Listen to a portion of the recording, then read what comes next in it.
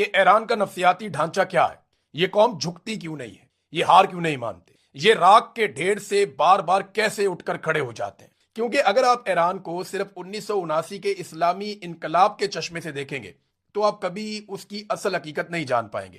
ایران کوئی عام ملک نہیں ہے، یہ ایک سویلائزیشن سٹیٹ ہے، یعنی ایک ایسی سٹیٹ جو بہت پرانی تہذیب رکھتی ہے۔ اس کی جڑیں 6000 سال پرانی ہیں۔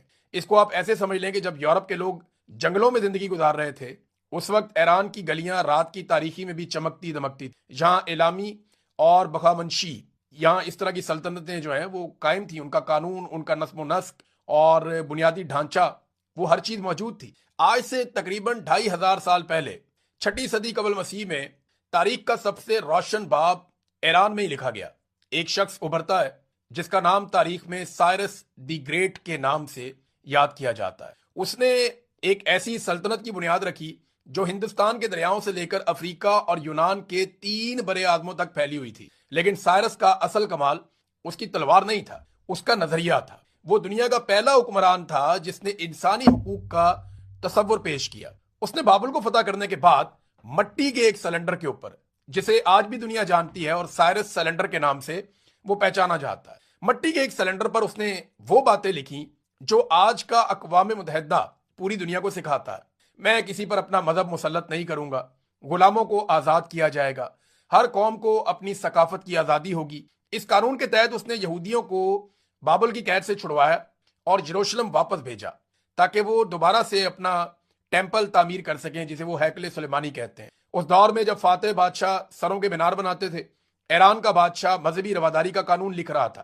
یہ ہے وہ بنیاد جس پر ہر ایرانی آج کے دن تک فخر کرتا ہے۔ انہیں ایک احساس برتری ہے کہ وہ تہذیب کے بانی ہے۔ ڈونلڈ ٹرمپ بھی اکثر کہتا ہے نا کہ پوری تہذیب مٹا دوں گا، تباہ کر دوں گا، تو وہ ایرانی اپنی تہذیب کے اوپر بہت فخر کرتے ہیں۔ لیکن ناظرین، وقت ہمیشہ ایک جیسا نہیں رہتا۔ 330 قبل مسیح میں سکندر آیا، دنیا اسے سکندر اعظم کہتی ہے۔ وہ ایک ظالم حملہ آور تھا ایرانیوں کی نظر میں، جس نے ان کا خوبصورت دارالحکومت جلا دیا تھا۔ لیکن تاریخ جہاں سکندر کو یاد رکھتی ہے، وہاں پہ آریو برزنیز کو بھی بھول نہیں سکتی، جس نے چند 100 سپاہیوں کے ساتھ پرشین گیٹس پر سکندر کا رستہ روکا اور ایک پیغام دے دیا کہ ایرانی اپنا سر کٹا سکتے ہیں، سر جھکا نہیں سکتے۔ اس جرنیل کو جان بچانے کا موقع ملا، اس کے سپاہیوں نے کہا کہ ہم نکل سکتے ہیں، مگر اس نے قبول نہیں کیا اور اس نے کہا کہ ہم شیر کی طرح مرنا پسند کریں گے۔ اور مرنے سے پہلے اپنی سرزمین اور آبادی کو دیکھ کر اس نے تاریخی جملے بولے تھے کہ اے میری سرزمین، تو ہمیشہ سلامت رہے گی۔ اس کے بعد دنیا کے نقشے پر ایک رومن سلطنت ابھری، بہت طاقتور رومن امپائر، ایک ایسی سپر پاور جس کے نام سے پوری دنیا کانپتی تھی۔ لیکن تاریخ میں رومن امپائر کو کسی نے ناکوں چنے چبوائے ہیں اور ان کی نیندیں حرام کی ہیں، تو وہ ایران کی پارتھین سٹیٹ تھی۔ یعنی ایران کی جو پارتھین سلطنت تھی، انہوں نے 53 قبل مسیح میں تاریخ کی مشہور ترین جنگوں میں سے ایک جنگ لڑی تھی، اور اسے آج بھی بیٹل آف کارہائے کے نام سے جانا جاتا ہے۔ یہ روم کا سب سے طاقتور اور امیر جرنیل تھا۔ کراسس ایک انتہائی عظیم اور بھاری ہتھیاروں سے لیس فوج لے کر ایران پر اس نے چڑھائی کی۔ اس کے مقابلے میں ایرانی سپہ سالار سورینا کی فوج بہت چھوٹی تھی، جس میں زیادہ تر گھڑ سوار اور تیر انداز تھے، لیکن سورینا کی جنگی حکمت عملی بہت کمال تھی۔ ایرانیوں نے اس دن ایک نیا حربہ استعمال کیا جسے پارتھین شاٹ کہا جاتا ہے، یعنی وہ گھوڑے پر پیچھے کی طرف بھاگتے تھے اور اچانک مڑ کر دشمن پر تیروں کی بارش کر دیتے تھے۔ رومن فوج اس اچانک اور تیز رفتار حملے کے سامنے ریت کی دیوار ثابت ہوئی۔ ہزاروں رومی فوجی مارے گئے اور کراسس کا سر کاٹ کر ایرانی بادشاہ کو پیش کر دیا گیا۔ یہ جنگ آج بھی بتاتی ہے کہ ایران بڑی سپر پاورز کی بڑی فوجوں سے خوفزدہ ہونے والا ملک نہیں ہے۔ اس نے کم تعداد اور کم ہتھیاروں کے باوجود طاقتور فوجوں کا مقابلہ کیا ہے۔ اور پھر 13ویں صدی عیسوی میں ایران پر ایک بہت بڑی قیامت ٹوٹتی، جس کا تصور کر کے آج بھی رونگٹے کھڑے ہو جاتے ہیں۔ چنگیز خان اور ہلاکو خان، ان لوگوں نے یعنی منگولوں نے حملہ کر دیا ایران کے اوپر اور ایران کی اینٹ سے اینٹ بجا دی۔ یہ ایران کی تاریخ کا سب سے تاریک اور خونی دور تھا۔ منگولوں نے شہروں کے شہر صفحہ ہستی سے مٹا دیے، مردوں، عورتوں، بچوں کا قتل عام کیا، انسانوں کی کھوپڑیوں کے مینار بنائے، ایران کے عظیم الشان نہری اور آبپاشی کے نظام کو تباہ و برباد کر دیا، جس نے زراعت کو صدیوں پیچھے دھکیل دیا۔ بغداد اور نیشا پور کی عظیم لائبریریوں کو جلا کر راکھ کر دیا۔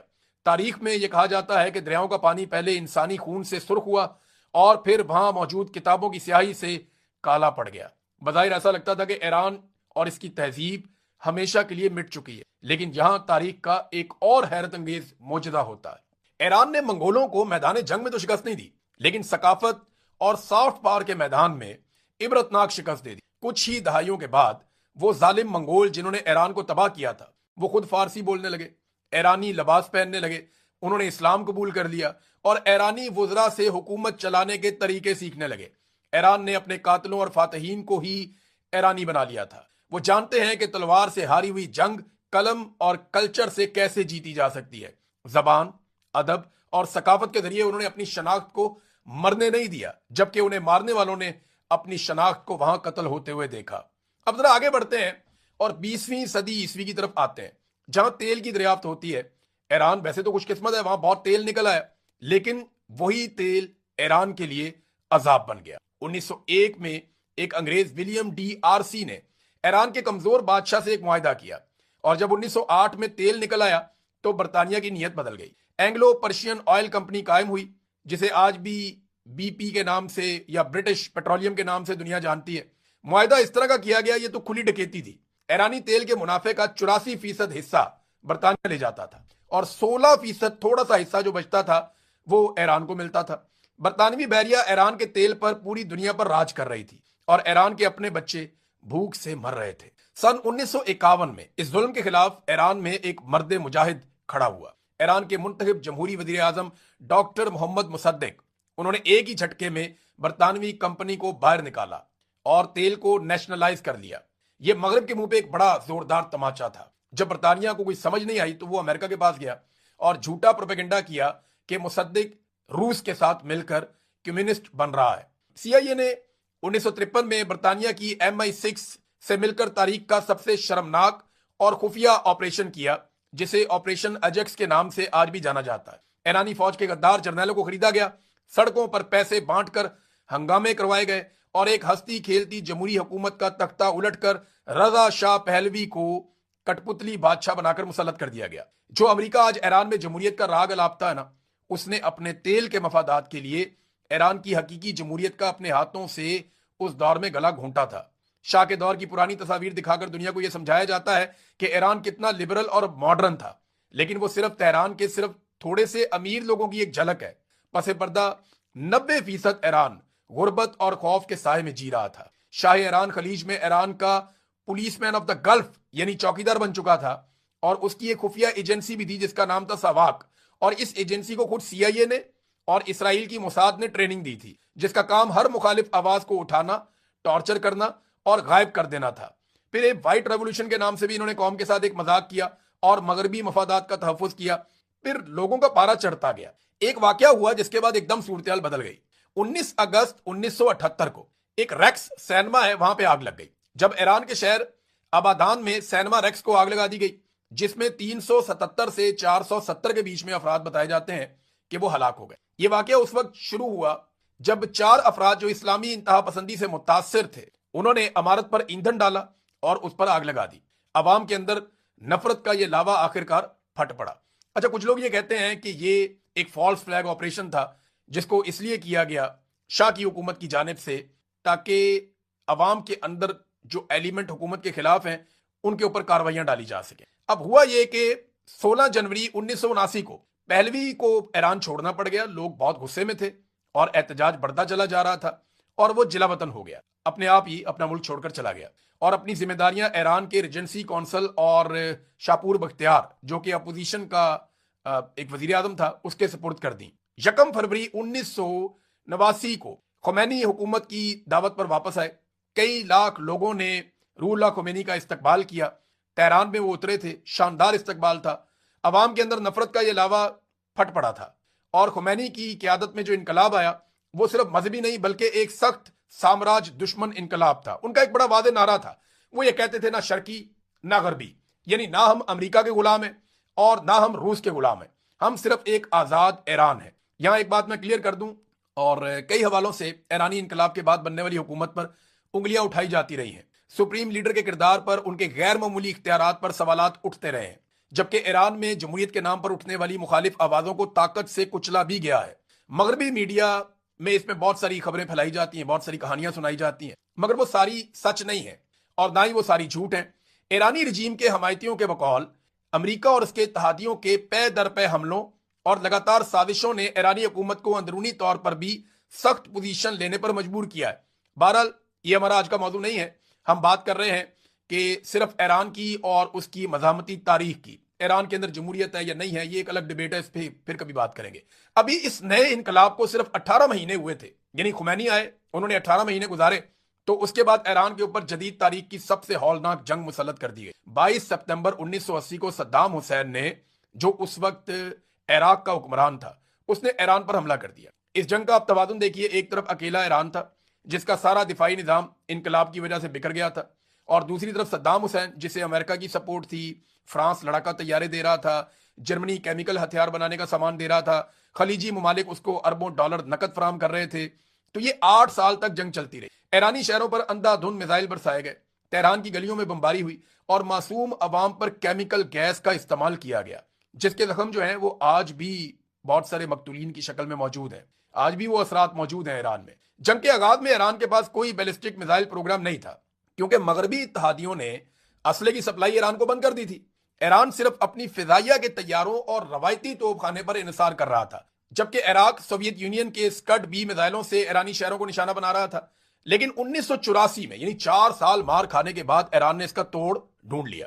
اس نے شمالی کوریا سے ہواسونگ 5 اور لیبیا جیسے ذرائع سے اسکڈ بی میزائل حاصل کیے، اور عراقی دارالحکومت بغداد کو لگاتار نشانہ بنانا شروع کر دیا۔ تاریخ اس واقعے کو شہروں کی لڑائی یا وار آف سٹیز کے نام سے یاد کرتی، یعنی ایک طرف تہران تھا، ایک طرف بغداد تھا، اور بمباری چل رہی تھی۔ ٹیکنالوجی اور عالمی سپورٹ کی اس قدر کمی کے باوجود ایران اس جنگ میں 8 سال تک ڈٹا رہا۔ صدام کا چند دنوں میں فتح کرنے کا جو خواب تھا وہ چکنا چور ہو گیا، اور لاکھوں جانوں اور تباہ شدہ معیشت کے ساتھ یہ جنگ 1988 میں ختم ہو گئی۔ اس تلخ تجربے نے، یہ جو جنگ کا ہوا، ایرانی قیادت کو ایک حتمی سبق سکھا دیا کہ مصیبت میں دنیا میں تمہارا کوئی دوست نہیں ہوتا، تمہیں اپنا دفاع خود کرنا ہوگا۔ آج جو آپ ایران کا خطرناک میزائل پروگرام دیکھ رہے ہیں یا پاسداران انقلاب دیکھ رہے ہیں، یہ کوئی شوق سے نہیں بنایا گیا، بلکہ اسی جنگ کا پیدا کردہ دفاعی حصار ہے۔ امریکہ نے ایران پر تاریخ کی سخت ترین پابندیاں لگائیں تاکہ اس کی معیشت تباہ ہو جائے اور عوام سڑکوں پہ آ جائیں، کینسر کی دوائیاں تک روک دی گئیں، لیکن ایران نے گھٹنے ٹیکنے کی بجائے اپنی ایک مزاحمتی معیشت اور خود انحصاری کا ایک ماڈل بنا لیا۔ جب انہیں دنیا سے کچھ نہیں ملا تو انہوں نے خود اپنے ڈرونز بنانے شروع کر دیے، اپنے سیٹلائٹ خلا میں بھیجے، اور آج ایران نینو ٹیکنالوجی اور سٹیم سیل ریسرچ میں دنیا کے صفحے اول کے ممالک میں سے ایک ہے۔ مغرب الزام لگاتا ہے کہ ایران حزب اللہ، حماس اور حوثیوں کو سپورٹ کر کے خطے میں مداخلت کر رہا ہے، لیکن ذرا نقشے پر آپ نظر دوڑائیں، افغانستان، عراق اور ہر جگہ پہ آس پاس امریکہ موجود ہے۔ خلیج فارس میں امریکی بحری بیڑے کھڑے ہیں، اور ترکی میں نیٹو کا بہت بڑا ساز و سامان ہے، وہاں پہ بیسز بنی ہوئی ہیں۔ ایران چاروں طرف سے دشمن کے اڈوں میں گھرا ہوا ہے۔ ابھی افغانستان سے تو تھوڑا عرصہ پہلے امریکہ نکلا، وہ واپس بھی آنا چاہتا ہے۔ تو جنرل قاسم سلیمانی کا ایک نظریہ تھا اور بڑا واضح تھا، اس نے کہا کہ اگر ہم داعش اور امریکہ سے عراق اور شام کے میدانوں میں نہیں لڑیں گے تو ہمیں تہران اور اصفہان کی گلیوں میں یہی جنگ لڑنی پڑے گی، جسے مغربی ممالک دہشت گردی کہتے ہیں۔ خطے کے کروڑوں لوگ اسے اسرائیل کی توسیع پسندی کے خلاف ایک اسٹریٹجک دفاع یا حکمت عملی مانتے ہیں۔ اور اب آتے ہیں اس مدعے پر جس پر سب سے زیادہ واویلا کیا جاتا ہے، اور وہ ہے ایران کا ایٹمی پروگرام۔ کیا ایران واقعی راتوں رات ایٹم بم کا دھماکہ کرنے والا ہے؟ اس میں بھی تاریخ کا ایک انتہائی دلچسپ اور منافقانہ موڑ ہے۔ دنیا سمجھتی ہے کہ ایران کا ایٹمی پروگرام انقلاب کے بعد شروع ہوا، لیکن ایسا نہیں ہے۔ ایران میں ایٹمی پروگرام 1950 کی دہائی میں، خاص طور پر 1957 میں خود امریکہ نے اپنے ہاتھوں سے شروع کروایا تھا۔ جی ہاں، امریکہ نے کروایا تھا، اور اس وقت اس کو نام دیا گیا تھا ایٹم فار پیس، اور شاہ ایران کی اس وقت حکومت تھی، وہ امریکن کو بہت پسند تھے، تو ایران کو ایٹمی ری ایکٹر، ٹیکنالوجی اور یورینیم یہ فراہم کیا گیا تھا۔ تب یہ پروگرام بالکل حلال تھا، جائز تھا، اور اس پر کوئی خطرے کی گھنٹی بھی نہیں بجتی تھی، کیونکہ شاہ ایران ان کا اپنا فرما بردار دوست تھا، ان کا اپنا وفادار تھا۔ لیکن جب 1979 کا انقلاب آیا اور ایران ایک خود مختار ملک بن گیا، تو اچانک مغربی دنیا کو شک ہونے لگا کہ ایران بجلی نہیں بلکہ ایٹم بم بنا رہا ہے۔ حالانکہ ایران کے سپریم لیڈر آیت اللہ علی خامنائی نے باقاعدہ شرعی طور پر ایک فتویٰ جاری کیا تھا کہ ایٹمی ہتھیار، کیمیائی اور بایولوجیکل ہتھیار بنانا اور استعمال کرنا اسلام میں حرام ہے، کیونکہ یہ معصوم انسانوں کا قتل عام کرتے ہیں۔ 2015 میں ایک طویل سفارتی عمل کے بعد ایران اور عالمی طاقتوں کے درمیان ایک تاریخی معاہدہ ہوا، जिसे JCPOA कहते हैं।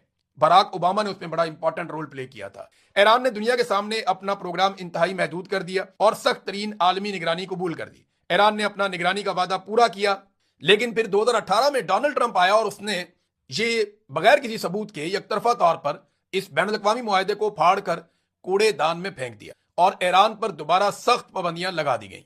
आज अगर ईरान दोबारा यूरेनियम अफसूदगी कर रहा है तो इसका 100% जिम्मेदार अमेरिका है, जिसने एक मुआहदा तोड़ा। आज ईरान का मौक़िफ़ यह है कि हम बम नहीं बनाना चाहते, लेकिन हम एटमी ताकत बनने की पूरी सलाहियत हासिल करना चाहते हैं ताकि हमारे लिए एक आलमी इंश्योरेंस का काम करे। क्योंकि तारीख गवाह है कि इस जंगल के कानून वाली दुनिया में कमजोर को जीने का हक नहीं दिया जाता। जिसके पास ताकत नहीं होती उसे लीबिया और इराक की तरह तबाह कर दिया जाता है। ईरान इस वक्त यूरेनियम अफसूदगी के 60% लेवल तक पहुंच चुका है। साइंस के मुताबिक 60% से 90% तक जाना महज चंद दिनों या हफ्तों का खेल है। यानी ईरान इस वक्त एक थ्रेशहोल्ड न्यूक्लियर स्टेट बन चुका है। लेकिन अगर बात करें ईरान के मिसाइल टेक्नोलॉजी की, तो वो अब सिर्फ स्कड मिसाइलों तक महदूद नहीं रहा। आज ईरान के पास ड्रोन्स और बैलिस्टिक मिसाइलों का मशरिक वस्ता का सबसे बड़ा जखीरा मौजूद है। उनके शाहिद 136 ड्रोन ने आलमी जंगी हिकमत अमलियों को बदल कर रख दिया है। लेकिन सबसे बड़ा और डरावना ख्वाब जो है वो हाल ही में उसने दुनिया को दिखाया, और वो उनके हाइपरसोनिक मिसाइल्स हैं, यानी फतह 1, फतह 2। ये मिसाइल बहुत डेंजरस हैं। ये ठोस ईंधन से उड़ते हैं और बहुत खतरनाक मिसाइल हैं। 1500 किलोमीटर तक मार सकते हैं। और ईरान ने ज़ेरे ज़मीन पहाड़ों के अंदर बहुत मीलों लंबे मिसाइल सिटीज बना ली हैं, जहां पे कोई और बम नहीं जा सकता, उनको तबाह नहीं किया जा सकता, और जहां से बटन दबाकर सैकड़ों मिसाइल ईरान एक साथ फायर कर सकता है। ये वो ताकत है जिसने आज अमेरिका और इसराइल को बराह रास्त ईरान पर हमला करने से रोका हुआ है। ईरान की 6000 साला कहानी, उसका नफ्सियाती ढांचा और उनका तर्ज अमल हमें एक बात सिखाता है कि सुपर पावर चाहे कितनी ही जालिम और ताकतवर क्यों ना हो जाए, वो कौम को हरगिज शिकस्त नहीं दे सकती। और उस कौम को तो बिल्कुल नहीं जो अपनी मट्टी, अपने कल्चर और अपनी इज्जत का सौदा करने से मौत को तरजीह देती हो। सिकंदर आजम आया, चला गया। रोमी आए, हार गए। मंगोल आए और इनकी तहजीब में कहीं गुम हो गए। और बरतानवी राज अपने तकब्बुर समेत मिट गया। लेकिन ये खित्ता, ये ईरान आज भी सीना तान कर वहीं खड़ा है।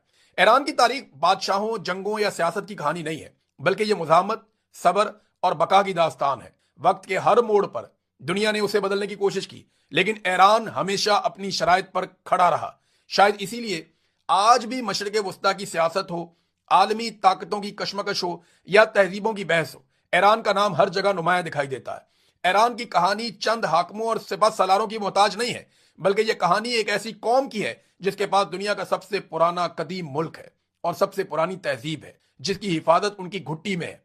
याद रखिएगा, कुछ कौमें सिर्फ जमीन के नक्शे पर मौजूद नहीं होती, वो तारीख के सफहात पर अपना